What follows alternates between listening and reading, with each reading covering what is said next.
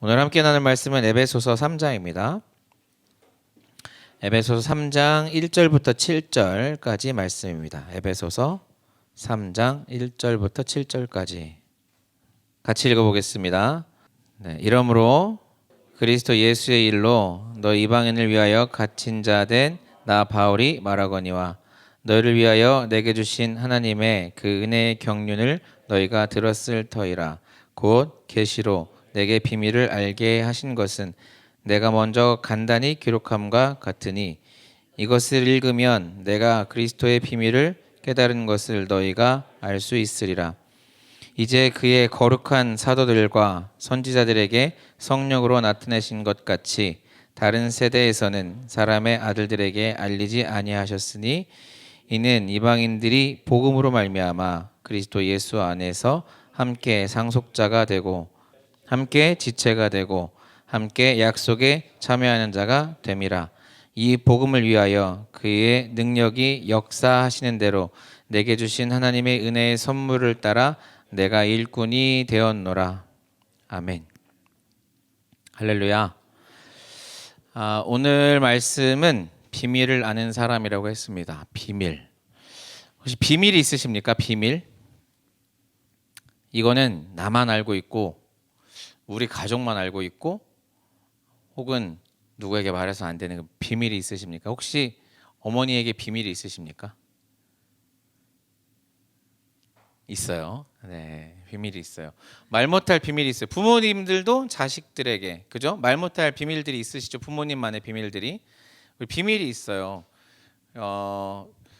내가 비밀이 있다는 것이 특별한 일은 아닙니다. 왜냐하면 내가 가진 걸 모두에게 다 함께 공유할 수는 없잖아요. 우리가 비밀이 있다는 건 어찌 보면 당연한 일일 수도 있는데 그 비밀이라는 게 참 신기한 것 같습니다. 왜냐하면 성경에서 이 비밀이라는 단어가 나오는데 이 비밀이라는 단어 때문에 아주 골치 아픈 일들이 많이 생겼거든요. 한번 차차 한번 이야기를 해보면 일단 오늘 본문에도 비밀이라는 단어가 나오지만 예수님도 비밀이라는 말씀을 하셨습니다. 어디서 하셨냐면 마태복음 13장 한번 보실까요? 마태복음 13장 10절에 보면 예수님이 이렇게 말씀을 하십니다.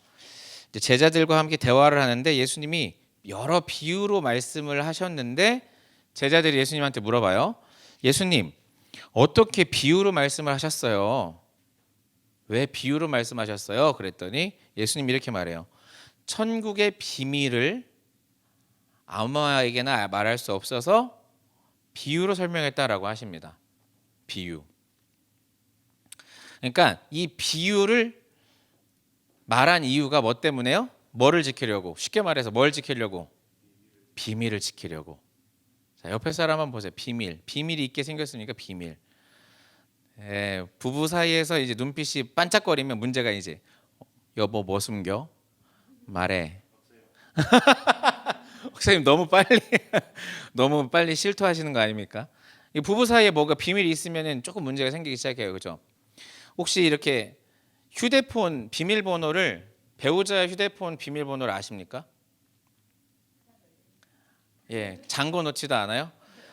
네, 서로 비밀번호를 알고 있다 없다. 외국에서는 이게 비밀번호를 알고 있는 거에 대해서 아주 이상하게 생각하죠, 그죠? 근데 우리는 서로 비밀번호가 잠겨 있다 그러면 그 순간 어떻게 생각해요? 당신 뭐 숨겨? 외국에서는 남자친구 여자친구를 사귈 때 서로 비밀번호를 교환을 해요, 안 해요? 좀 이상하게 생각해요, 그죠? 프라이버시라고 생각을 하잖아요. 근데 우리나라는 남자친구 여자친구가 자매 남자친구 비밀번호 열어요? 아, 일반적이에요. 우리나라에서 일반적이죠. 그러니까 우리나라는 사실은 참 비밀을 못 참는 민족인 것 같기도 해요, 그죠? 그리고 사생활이나 이런 것들에 대해서 별로 중요하게 생각을 하지 않아요. 우리 그런 말 하잖아요. 옆집 밥상에 숟가락이 몇 개 올라오는지까지 알아야 속이 시원한 민족이 사실 한민족이라고도 말을 하죠. 그래서 이렇게 다른 사람들에게 관심이 많기 때문에 우리가 그런 것들이 더 민감할 수도 있는데 한번 생각을 해보세요. 예수님이 비밀이라고 하셨단 말이에요. 천국의 비밀이다? 그러면 갑자기 어떤 생각이 들어요? 역시 성경은 비밀의 책이었어. 역시 뭔가 숨겨진 게 있는 것 같다. 라는 생각이 들지 않겠습니까? 자, 그런데 오늘 본문에도 있어요. 오늘 본문에도 뭐라고 되어 있어요? 오늘 본문에 3절 계시로 내게 비밀을 알게 하셨다라고 해요. 그러니까 오늘 바울도 하나님께서 나에게 계시로 비밀을 알게 하셨다라고 해요. 그러면 성경을 좀 이렇게 주의 깊게 읽다 보면 잠깐만, 비밀이라고? 잠깐, 내가 지금 여기서 뭐 놓친 게 있었나? 아니, 에베소서 1장, 2장 잘 읽고 있는데 바울이 비밀을 말했다고 하는데 비밀이 뭐였지? 라고 고민을 이렇게 하게 됩니다. 문맥상 추론해 보면 바울의 비밀은 내가 앞에서 미리 말한 바와 같이라고 되어 있으니까 에베소서 1장, 2장에서 언급한 내용이긴 하지만 우리는 이 비밀이란 단어를 마주할 때 어떤 느낌이 드냐? 뭔가 다른 사람에게 알지 못하는 감추어진 그 어떤 것이 있지 않은가라는 생각을 문득 하게 됩니다. 그러면 이 비밀이란 단어가 정말 어떤 걸까요? 여러분이 잘 알고 있는 그 사이비 이단들이 이제 이걸 어떻게 해석을 해요? 내가 하늘로부터 받은 계시의 비밀을 풀었으니 이 비밀을 너희에게 알려주겠다라고 말을 하게 되는 거죠. 그때 이제 드디어 교주가 탄생을 하고 그들이 종교 집단이 새로 탄생을 하는 겁니다. 왜요? 성경에 써 있잖아요. 하나님께서 계시를 주셔서 그 계시를 깨닫게 한 사람이 대표적으로 누구와 누구, 여기 성경 그냥 읽어도 누가 누구 있어요? 예수님과 바울이 계시를 통해서 비밀을 깨달았잖아요. 그죠? 그러면 교주들이 뭐라고 하면 돼요? 내가 지금 세대에 계시를 받은 사람입니다. 그 계시를 통해 내가 받은 비밀의 열쇠를 당신들에게 풀어줄 터이니 나에게 오십시오라고 할 때 그게 교주가 되는 겁니다. 그게 이단이 되는 거예요. 근데 성경을 한 번만 더 고민을 해서 보면 그게 참 어처구니 없는 말이 됩니다. 왜 그러냐? 이 비밀이라는 단어는 헬라어로 미스테리온입니다. 그럼 이게 우리가 잘 알고 있는 무슨 말이에요? 미스테리. 자, 영어로 비밀은 뭐죠? 시크릿. 그죠? 시크릿 가든. 시크릿, 비밀의 정원. 비밀이라는 말은 시크릿이지만 지금 여기서 우리가 보고 있는 이 비밀, 계시를 통해 깨달은 비밀, 천국의 비밀이라 할 때 이 예수님께서 말씀하신 천국의 비밀, 바울이 말하는 계시를 통한 비밀은 미스테리온이라는 헬라어란 말이에요. 그럼 이게 무슨 말이냐? 비밀이라는 거는 이런 거예요. 목사님, 제가 제 통장 비밀 번호를 알려드릴 테니까. 예, 고맙습니다. 이거는 비밀이에요. 근데 목사님, 저의 신비로운 번호를 알려드리겠습니다. 제 몸무게는 신비롭게도. 자, 그러면 여러분이 저를 이미 보고 있지만 제 몸무게를 가늠을 해요, 안 해요? 대충 저 정도면 한 100kg 나가 0.1톤 나가겠다 하실 수도 있지만 제 몸무게가 정확하게 밝혀진 적이 없어요. 그러면 제가 목사님, 저의 신비로운 숫자를 알려드리겠습니다. 제가 보기에는 0.1톤이지만 제가 사실은 69kg가 나갑니다 하면 거참 신비로운 숫자로다 하실 때는 신비예요. 그런데 목사님, 제 통장에 신비로운 숫자를 알려드릴까요? 라고 하지 않죠. 이 말은 여기서 말하는 계시를 통한 비밀은 사실은 모두에게 알려졌으나 그 뜻을 알지 못하는 것을 이야기하는 거예요. 그것을 보고 우리는 신비라고 하는 거죠. 이사야에 보면 예수님이 이런 말씀을 하십니다. 예수님이 제자들에게 말씀을 하시다가 마가복음, 아까 그 예수님께 천국의 비밀을 아는 자들에 대해서 그 비밀, 아까 말씀 나눴잖아요. 천국의 비밀이라는 말을 예수님이 하실 때 예수님이 이 말씀을 인용하십니다. 아까 마태복음 13장 11절 보실까요? 마태복음 13장 11절 보면 천국의 비밀을 이야기하시면서 예수님이 동시에 같이 인용하신 이사야서의 말씀은 뭐냐? 마태복음 14절 봅시다. 지금 그대로 11, 12, 13, 14절 보세요. 예수님이 이 말씀을 인용하세요. 뭐라고 인용하냐? 이사야의 예언이 그들에게 이루어졌으니 일렀으되 너희가 듣기는 들어도 깨닫지 못하고 보기는 보아도 알지 못하리라. 이 백성들의 마음이 완악하여져서 그 귀는 듣기에 둔하고 눈은 감았으니 이는 눈으로 보고 귀로 듣고 마음으로 깨달아 돌이켜 내게 고침을 받을까 두려워함이라. 이게 무슨 말이에요? 예수님께서 하신 이 비밀이란 말은 특별히 접근 불가능한, 우리가 알지 못하는 영역에 있는 비밀이 아니라 이미 다 보고 있으나, 이미 다 듣고 있으나 알지 못하는 그 어떤 것이라는 거예요. 혹시 저를 한번 보시면 혹시 얼음이 물에 뜬다는 거 아십니까? 놀랍죠? 얼음이 물에 떠요. 여러분, 근데 우리는 당연하게 얼음을 물에 띄우죠. 그죠? 우리가 얼음에 물에 떠 있다고 생각을 하잖아요. 근데 한번 생각을 해보세요. 고체 중에 물에 뜨는 게 있어요? 돌멩이가 물에 뜨나요? 안 떠요. 그러면 물이 있는데 얼음이 뜬다? 아무 생각 없이 눈이 있어도 귀가 있어도 야 얼음 띄워와, 콜라에 얼음 좀 띄워주세요. 귀도 있고 눈도 있으나 얼음이 왜 뜨는지를 한 번도 생각을 한 적이 없어요. 그래서 과학자들이 연구를 했더니 얼음이 왜 뜨냐?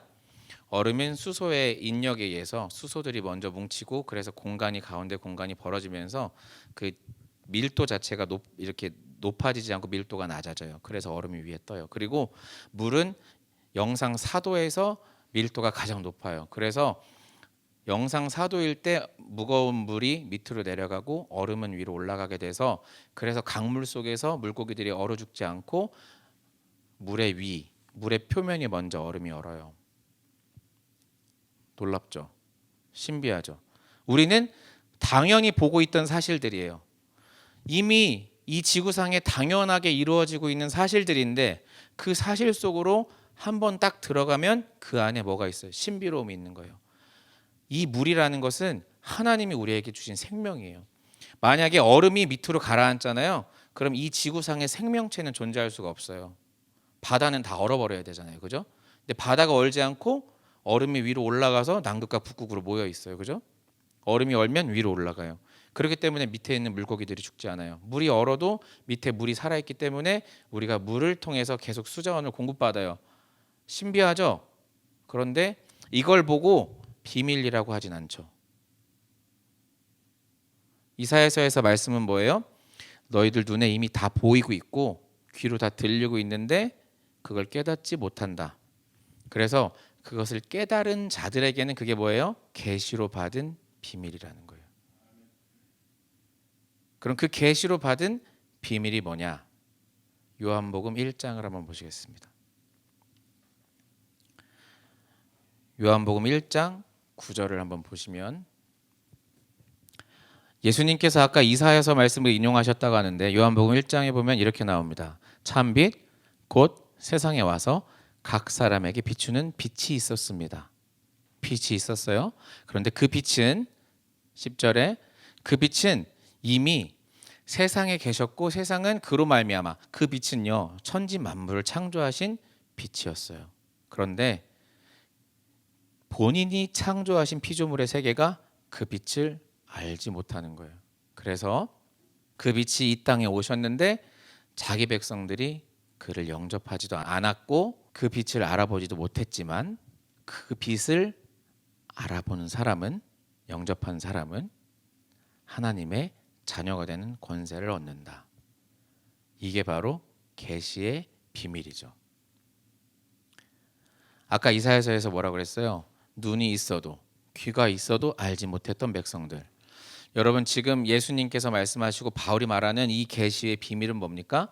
예수 그리스도가 이미 이 땅에 오셨는데 예수 그리스도를 알아보지 못하는 사람들에게 예수 그리스도가 곧 뭐였어요? 비밀이었던 거예요. 그게 바로 신비로운 미스테리온 예수 그리스도라는 존재라는 거예요. 근데 예수님이 어디 이렇게 방 안에 들어가서 비밀 상자 안에 들어가 있어서 예수님이 여기 숨겨져 있었어요? 아니에요. 온 세상이 그를 이미 봤어요. 하지만 그가 빛인 줄 깨닫지 못하는 자들과 깨닫는 자들이 있었는데, 깨닫는 자들에게 예수 그리스도가 곧 뭐예요? 그게 계시의 비밀인 거죠. 바울이 말하는 이 계시의 비밀은 여기서 한 걸음을 더 나아갑니다. 어떻게 더 나아갑니까? 우리 고린도전서 1장 18절 한번 볼까요? 십자가의 도가 멸망하는 자들에게는 미련한 것이요 구원을 받는 우리에게는 하나님의 능력이라. 자, 이렇게 말하니 바울에게 뭐예요? 예수 그리스도가 십자가의 도를 가지고 우리에게 그의 생명을 전달하러 오셨는데 우리가 그것을 깨달아요? 못 깨달아요? 못 깨달았어요. 그래서 그거를 깨닫게 하고 싶은데 바울은 그 깨달음이 어디서 멈췄다? 유대인에서 멈추면 안 된다. 그래서 그것이 어디로 넘어와야 되냐? 나에게까지 와야 된다. 이방인인 나에게까지, 우리에게까지 와야 된다는 거예요. 바울이 아니고 우리. 그래서 바울이 말하는 지금 이 계시의 비밀은 뭡니까? 본문 6절을 한번 볼까요? 본문 6절, 에베소 3장 6절. 시작. 이는 이방인들이 복음으로 말미암아 그리스도 예수 안에서 함께 상속자가 되고. 자, 원래는 영접하는 자를 믿는 사람만, 그래서 유대인들에게만 전해진 복음인 줄 알았더니 바울이 받은 계시의 비밀은 뭐다? 바울은 이방인의 사도다. 그래서 지금 에베소서에서 계속 바울이 이야기하고 있는 건 뭐냐면 지금까지 유대인이 구원의 끝인 줄 알았다면 잘못된 거다. 왜냐하면 예수 그리스도는 유대인의 구원에서 그치는 것이 아니라 바로 당신들, 이방인, 우리의 구원까지 책임지시는 것이 예수 그리스도의 구원의 사역인데 그 사역의 경륜이야말로, 그 사역의 일이야말로 하나님께서 나에게 보여주신 그것이 계시의 비밀이다라고 바울은 말하는 거예요. 그래서 이 말을 정확하게 말하면 바울이 받은 말씀, 곧 유대인의 복음의 끝이 유대인이 아니라 복음의 연장선, 내가 이방인의 사도로서 이방인에게 복음을 전하는 것이야말로 하나님께서 나에게 직접 허락하신 계시이며 이것이 그 계시의 신비로움이며 비밀이다라는 이야기예요. 그래서 이 계시 가운데로 들어가는 것이, 이 비밀 가운데로 들어가는 것이 선택된 비밀번호를 알고 있어야만 그 방에 들어가는 일입니까? 아니에요. 어떻게 된 거예요? 모두에게 이미 다 알려져 있는 일이란 거예요. 우리는 이미 차고 넘치도록 이 비밀의 이상의 것을 이미 우리는 지식으로 습득하고 있단 말이에요. 그런데 우리가 왜 이단을 가요? 이것보다 더 좋은 비밀이 있는가 하고 가는 거예요. 왜 성경 공부에 집착을 해요? 분명히 이것 이상의 무언가가 있을 거라고 생각하는 거예요. 하나님께서 우리에게 허락하신 계시의 경륜을, 계시의 비밀을 깨닫는 것은 이미 제가 지금 여러분과 함께 나눈 이 비밀이 특별한 일입니까? 아니면 그동안 귀에 못이 박히도록 교회에서 들은 얘기입니까? 다 알고 있는 이야기예요. 그런데 우리가 여기에서 멈추지 않고 무언가, 마치 선악과를 따먹으면 그것이 내게, 여러분 오해하지 마십시오. 선악과를 따먹으면 그것이 나에게 지혜를 줄 것 같아서 탐닉하는 거예요. 지혜를. 근데 오해는 하지 마세요. 예전에 목사님들은 이런 설교를 통해서 성도들의 성경 공부를 막았어요. 저는 그런 뜻을 말하는 게 아닙니다. 왜, 어떻게 막았어요? 목사보다 성도들이 똑똑하면은 설교하기가 힘드니까 성경 공부하지 말라고 목사가 전달한 것만 배우라고 해요. 옛날에는 그런 시대도 있었잖아요. 여기서 이야기되지 않은 성경은 이야기하지 말라. 강단에서 나온 것만 배워라 라고 이야기하던 시절도 있었어요. 저는 그 얘기가 아니라 이단에게 유혹당하는 이유는 뭐예요? 여러분, 이단에게 유혹당하는 사람들은 사실은 정말 건강한 크리스찬인 경우가 더 많아요. 지혜로운 사람일 경우가 더 많아요. 왜요? 그들은 열정이 있거든요. 더 많은 걸 알고 싶었거든요. 그래서 공부를 하다가 거기까지 간 거예요. 그런데 성경에서 말하는 것은 비밀은 뭐다? 여러분, 내가 비밀을 알려줄게 하는 놈치고 제대로 된 놈이 있습니까? 이건 비밀인데 너만 알아라고 하는 비밀이 있습니까? 주식 많이 하시죠? 주식할 때 문자가 와요. 초고수 비밀방. 들어오시면 1000% 수익 보장. 그렇게 좋은 걸 왜 알려줘? 자기나 하지. 세상에 그런 비밀은 없어요. 성경 안에서 올바른 성경 가운데 나아가서 그 비밀의 열쇠를 남에게 주지 말고 내가 쥐고 있으시길 바랍니다. 오늘 이 비밀에 대해서 우리가 말을 하고 있는데, 그러면 이 비밀을 알아가는 방법은 뭐냐? 첫 번째는 하나님께서 우리에게 계시를 하셨다고 하는데, 계시는 바울이 말씀하시는 바울의 계시처럼 여러 가지 계시들이 있겠지만 하나님께서 직통 계시를 받으면 너무 좋겠죠. 근데 직통 계시를 받지 못해도 하나님께서 우리에게 몇 가지 말씀을 하셨습니다. 첫 번째는 이런 겁니다. 로마서 1장 18절입니다. 같이 읽어볼까요? 하나님의 진노가 불의로 진리를 막는 사람들의 모든 경건하지 않음과 불의에 대하여 하늘로부터 나타나나니 이는 하나님을 알만한 것이 그들 속에 보임이라. 아멘. 아멘. 하나님께서 이를 그들에게 보이셨느니라. 창세로부터 그의 보이지 아니하는 것들 곧 그의 영원하신 능력과 신성이 그가 만드신 만물에 분명히 보여 알려졌나니 그러므로 그들이 핑계하지 못할지니라. 아멘. 이 말씀을 믿으십니까? 이 말씀을 믿으십니까? 저 좀 한번 보세요. 이 말씀 믿으십니까? 이 말씀을요, 저는 공부를 하면 할수록 느끼겠더라고요. 그러니까 어떤 분야를 깊숙이 연구하다 보면 이 말씀에 감동받을 수밖에 없는데, 제가 엊그제 어떤 선교사님이 우리 교회에 오셨어요. 그래서 담임 목사님과 대화를 하시는데 그러시더라고요. 포도나무를 심어봤는데 포도나무 안에 숫자가 다 숨겨져 있더래요. 그래서 마디가 하나, 둘, 셋, 넷, 다섯, 여섯, 일곱 하면 접지라고. 그 안에 뿌리는 하나, 둘, 셋 하고 뿌리가 딱 세 개로 나오더래요. 그러니까 이게 마치 뭐 이렇게 풀을 심으면 풀이 많이 돋아나고 막 잎사귀가 많이 나고 풍성하고 이게 아니라 그 안에 법칙들이 다 있더라는 거예요. 우리 학생들 피타고라스의 법칙이 뭔지 아시죠? 피타고라스 삼각형이 있어요. 이쪽 변과 이쪽 변을 제곱하면 이쪽 변과 같아져요. 그죠? 맞죠? 그래서 이쪽 변, 이쪽 변, 이 네모의 합이 요 큰 네모의 합과 같아요. 그죠?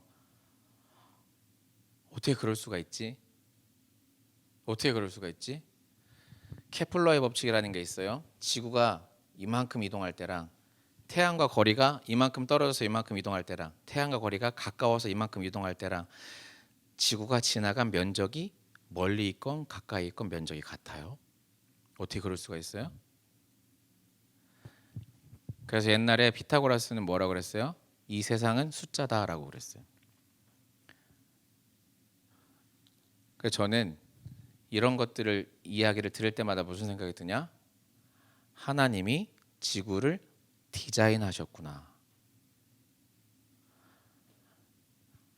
한번 우주에 나가본 사람들의 이야기를 들어보세요. 물리를 공부하는 사람들의 이야기를 들어보세요. 농사를 지는 사람들의 이야기를 들어보세요. 정말 이 땅에 하나도 그냥 되는 게 없어요. 다 어떤 법칙 안에 있죠. 하나님이 지으신 세계 안에서. 그래서 하나님 뭐라 그래요? 이 세상 안에 나를 알게 할 만한 것들을 이미 두었으니 너희들이 핑계하지 못할 거야. 그래서 시편에는 시편 19편 1장에는 1절에는 하나님이 하늘의 영광을 선포하고 궁창이 그의 손으로 하신 일을 나타낸다. 이미 이 하늘과 땅에 하나님이 하신 모든 일들이 다 깃들어져 있다.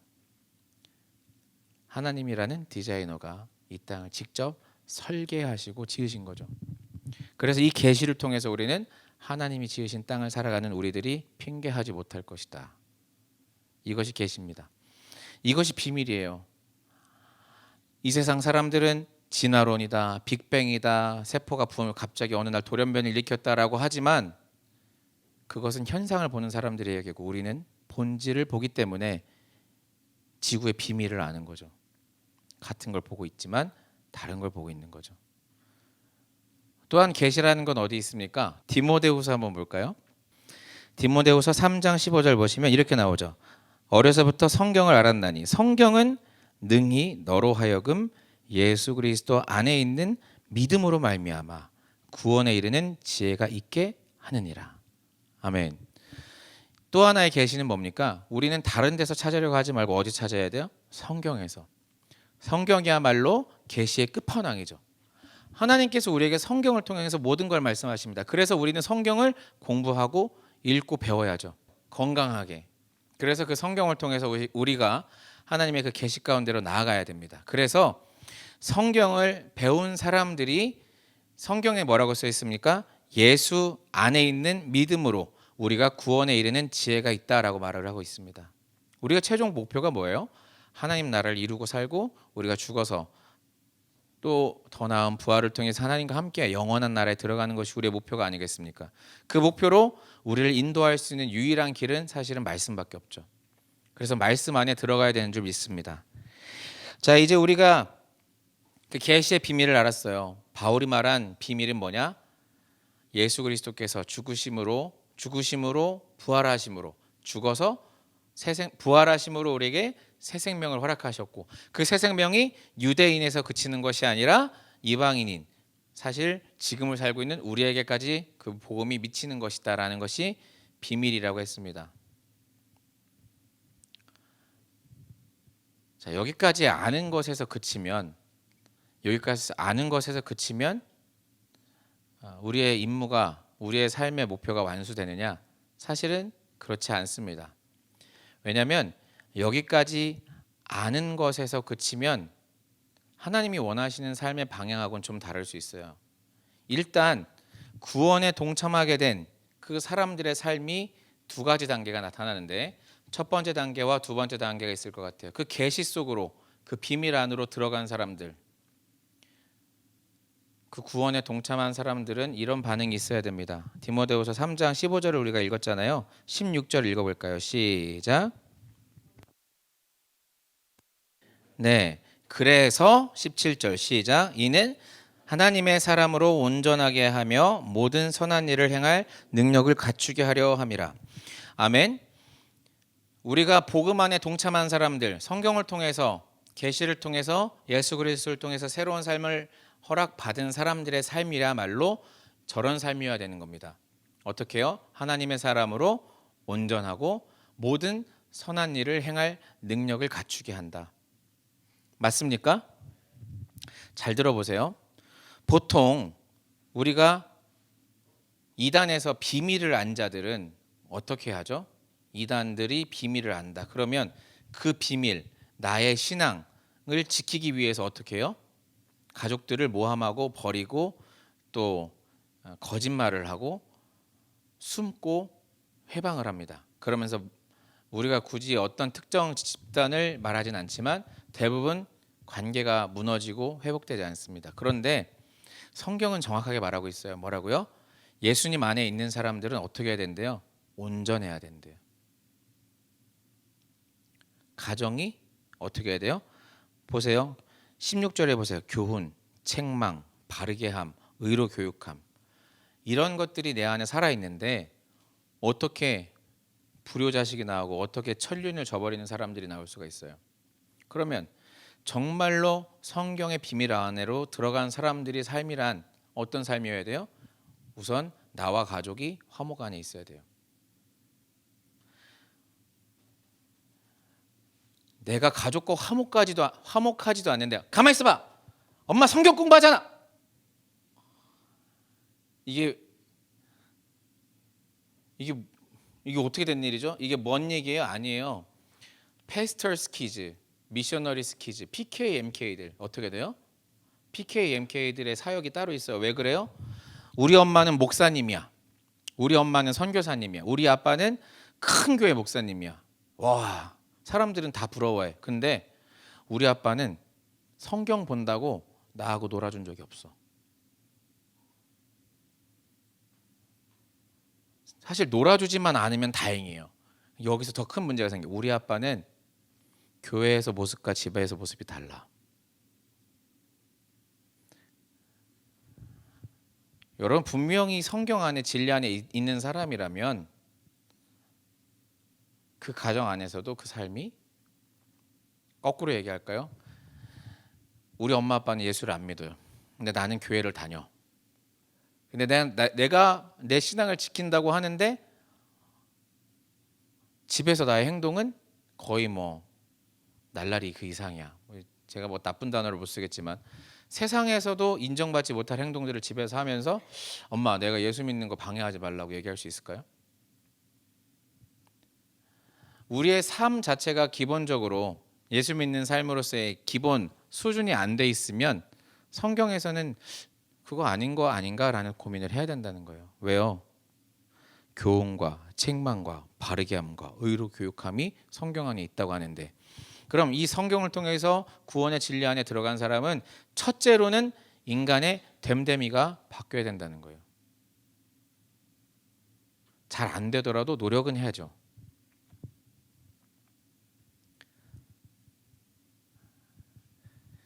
이런 말은 길게 할수록 저도 노력을 해야죠. 저희 아내가 오빠, 저희 아내는 저 아직 오빠라고 부릅니다. 그래서 사랑이가 저도 오빠라고 부르죠. 빠라고 하는데 그게 아빠인지 오빠인지 잘 모르겠어요. 빠 이러는데, 저희 아내가 오빠는 성경 공부 오빠는 말씀 준비할 때 제일 싫어. 나는 오빠 말씀 준비할 때 날카로워서 싫어. 나 오빠랑 말도 하기 싫어. 그러면 제가 그런 말을 들으면 제가 정상적인 목회 사역, 말씀 사역을 하고 있는 걸까요?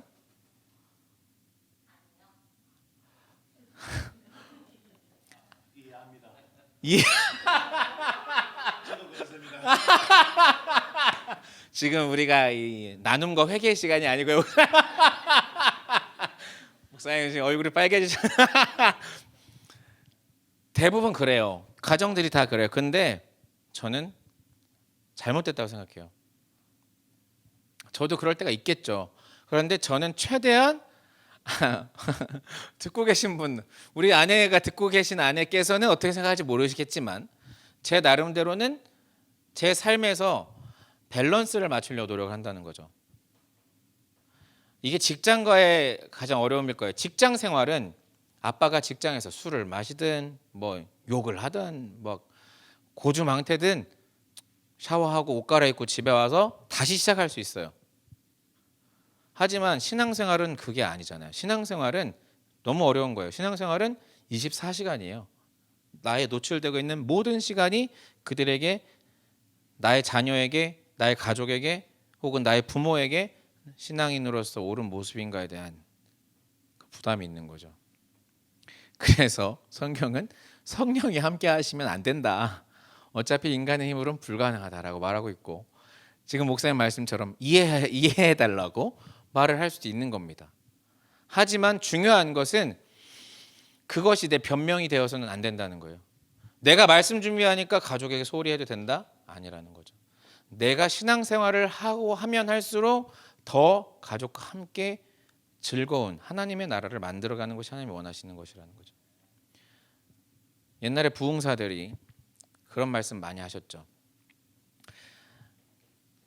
그러니까 혼자 믿는 뭐 이렇게 혼자 믿는 집사들, 여자 집사들, 교회 올 때는 예쁘게 하고 막 찍어 바르고 오면서 집에 가가지고는 막 대충 아무거나 입고 막 퍼질러 머리도 감지 않으면서 여보 잘 다녀오라고 인사도 안 하면서 막 나 이따 교회 가야 돼. 그러고서 무슨 남편 전도가 되겠냐고. 근데 사실 그게 진리죠. 내가 예수님 안에서 가족과 함께 그들에게 최고의 모습을 보여주지 않으면서 어떻게 신앙인으로서 고민할 수 있는가. 그래서 우리는 이 어려운 걸 또 해내야 합니다. 아멘. 같이 옆에 보고 한번 이 어려운 걸 해내십시다. 한번 인사 좀 해주십시오. 예수 믿는 게 만만하지가 않더라고요. 네, 이 어려운 걸 해내야 하는 것이 우리 인생입니다. 더 어려운 게 있습니다.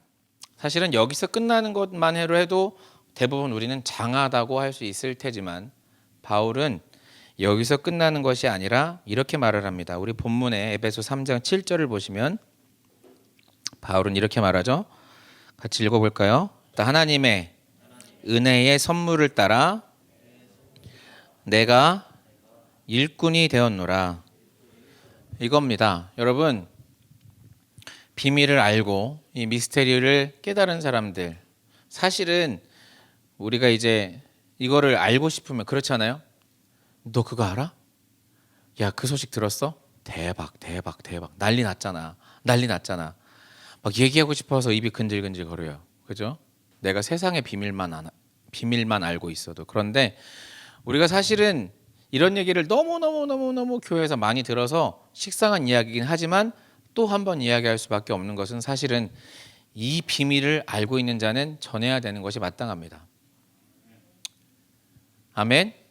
안타까운 것은 우리의 삶이 고립되다 보니까 예수 믿는 것이 점점 위축되다 보니까 이제 제가 이제 위에서 가끔 목사님하고 차를 마시면서 그런 얘기를 해요. 목사님, 저 공원에서 우리가 노방전도 할 수 있는 날이 올까요? 지금은 노방전도 하면 어떻게 돼요? 띠띠띠. 아, 여기 지금 이상한 사람들이 있다고.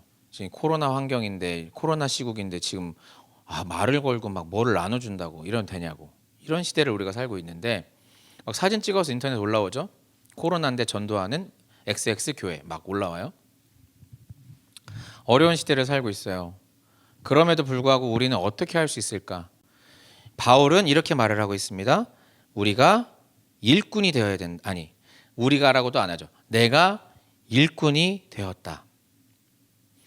이것을 안 자의 비밀을, 이미 나는 비밀을 알고 있는데 여기서 그쳤으면 끝났을 것이지만 나는 이걸 전하기로 마음을 먹었고 이걸 전하기 위한 일꾼이 되었다.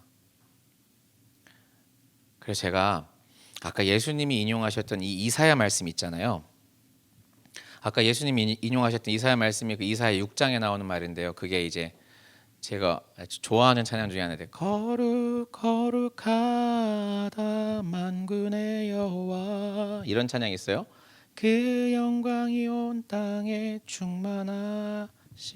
인데 이게 뭐냐면 이사야 6장에 하나님이 이사야를 이렇게 데려가셔가지고 하늘의 천상회의관 데 데려가셔서 슬랍들이 막 이렇게 거룩하다 막 날개가 6개를 펄럭이며 날아다니고 있고 그때 이사야에게 주신 말씀이 그 말씀이에요. 사람들이 눈이 있어도 보지 못하고 귀가 있어도 듣지 못한다. 그 말씀을 예수님이 또 말씀하셨는데 저는 참 이게 놀랍더라고요. 이 똑같은 말을 바울이 말합니다. 바울이 어디서 말하냐?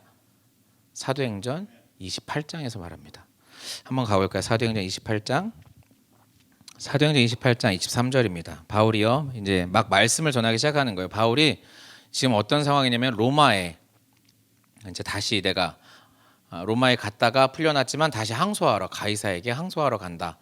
복음을 전하러 간다는 이야기를 하는 로마서 28장 마지막 부분인데 로마서에서 역시 바울은 아침부터 저녁까지 강론하면서 모세 율법과 선지자의 말을 가지고 그러니까 구약 성경을 가지고 예수에 대해서 권을 합니다. 그러니까 어떤 사람은 믿기도 하고 어떤 사람은 믿지 않기도 하더랍니다. 그래서 바울이 뭐라고 그래요? 바울이 예수님과 똑같은 말을 여기서 합니다.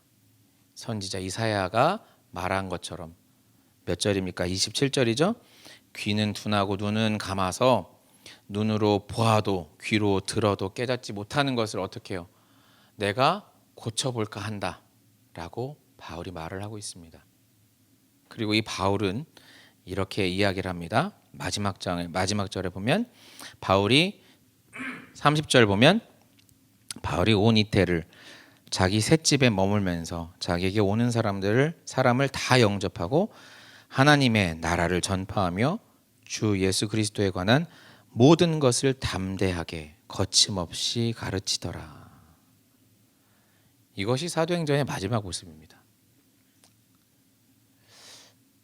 참 예수님을 닮으려고 노력했던 사람이 아닌가. 그 어떤 사도보다도 예수님을 더 닮아가려고 예수님의 마지막 과업을 자기 목숨을 다 이어보려고 노력한 사람이 바울이 아닌가라는 생각을 저는 합니다. 이 바울이 오늘 뭐라고 말을 하고 있어요? 마지막까지 거침없이 담대하게 비록 눈이 있어도 귀가 있어도 듣지 못하고 보지 못하는 것 같지만 내가 그들 앞에서도 포기하지 않고 거침없이 담대하게 나아가 보려 한다라는 것이 바울의 고백이었습니다. 여러분 우리가 지난주에 모퉁이 돌에 대한 이야기를 했어요. 내 안에 예수를 모신 삶. 여러분 혹시 내 안에 예수를 모셨지만 그 예수님이 저기 뒷방에 모셔져 있지는 않습니까? 내 안에 예수가 있지만 여전히 그 예수는 나와 함께 포도나무와 가지로서 사역하는 것이 아니라 그 예수는 이름만 있고 저 멀리 숨겨져 있지는 않습니까? 마치 정말로 비밀의 방처럼.